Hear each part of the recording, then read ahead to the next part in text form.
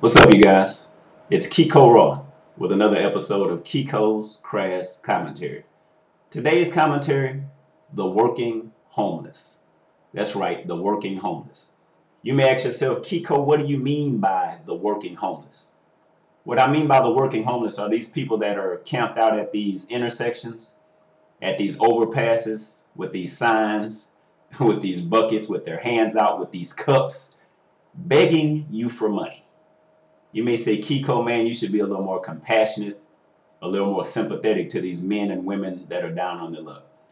Bullshit. These are able-bodied men and women that could be doing more than what they're doing than scamming you out of your money, because that's basically what most of them are doing. The difference between a scam and a hustle is something that someone does to legitimately make money. A scam is something that someone does to dupe you out of your money. I'm tired of being duped.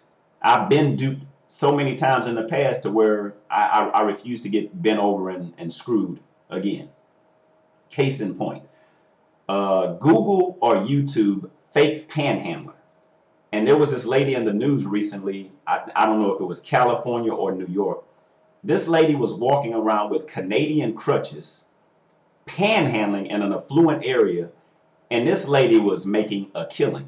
So they hired a camera crew to follow this woman around one day, and they were hidden. And at the end of the day, this woman had her own vehicle. This woman was not handicapped. This woman was making hundreds of dollars a day. Don't you know some of these people are living better than you are? This woman drove off in her own vehicle. I mean, dressed very nicely. And I'm pretty sure the people that were giving her money, had the money to give, but I'm pretty sure some people weren't living as well as she was, or well off as she was. Bullshit. I can't appreciate stuff like that. That's a bunch of crap. My own personal stories regarding the homeless. Start off with one. There was this guy one time. He was at the intersection, and he had a prosthetic leg. And what he would do was, when the cars would stop at the red light, he would walk up and down, and he would twirl his prosthetic leg from side to side and actually do tricks with it. And I actually felt compelled to give the guy a couple of dollars every time I saw him. I felt as though he was earning his keep, so I didn't have a problem giving him some money. Another story is, one night I'm out with my cousin and his girlfriend. It's after the club. We're in the drive-thru at Taco Bell, and there was this homeless guy. I'm assuming he was homeless, and he was begging people for money as they came through the drive-thru. So I got out and I engaged the guy in conversation. As it turns out, the guy had AIDS. So he's telling me his own personal story and whatnot. He's hungry. And then he kind of came clean a little bit more. He's like, hey, man, I sure could use a beer. I'm like, okay. So I go in my wallet to give him $5. He sees that I have more than $5. Hey, man, can you give me a couple more dollars, man? I say, hey, buddy, don't press your luck. I'm going to give you this $5, and you get whatever $5 get you. All right. The next story is this guy. He used to always be camped out at the corner of the 610 and Westheimer, which is the Galleria here in Houston, Texas. And this guy's hustle was, he would always have his shirt open because he had this nasty looking scar from his chest all the way down to his belly button area, stomach area. And he would just walk up and down with this pitiful ass look on his face. And this guy would make a killing. And I fell victim to it. I gave him a few dollars on occasion. So one day I'm headed to the Galleria. I stop, and there he is again. And this son of a bitch is smoking a joint in broad daylight. Smoking a joint, walking up and down with his shirt, smoking a joint. So as he approaches my car, I roll the window down. I'm like, man, let me get some of that. I'm just bullshit. I'm just bullshit.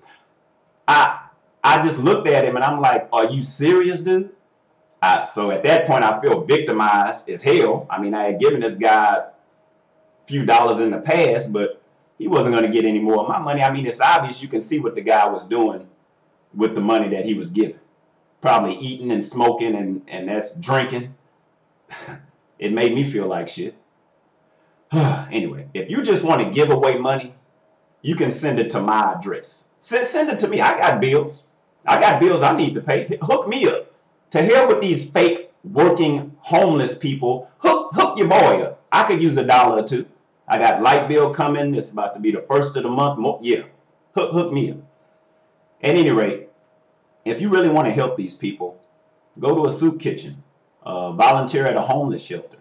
What I did a few years ago was I went and I had a bunch of old clothes, shoes, blankets, and I just put them in a bunch of trash bags, about 6 or 7 of them, and I drove down to where I knew homeless people congregated, and I pulled up on the curb, and I just proceeded, first come, first serve, and I just proceeded to hand each one of them a bag of goods. And it made me feel good inside, because I felt as though I was really helping out the genuinely homeless people, the people who actually needed something, not these able-bodied men and women that are just standing out there duping you and scamming you out of your hard-earned money, and you just keep allowing them to do so. Think about what I said the next time you pull up at an intersection, an overpass.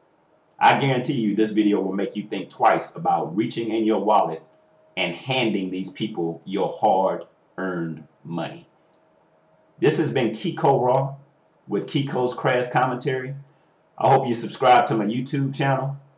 Like on my Facebook page, Keiko'S Crass Commentary. Until then, I'll see you next time. I'm out.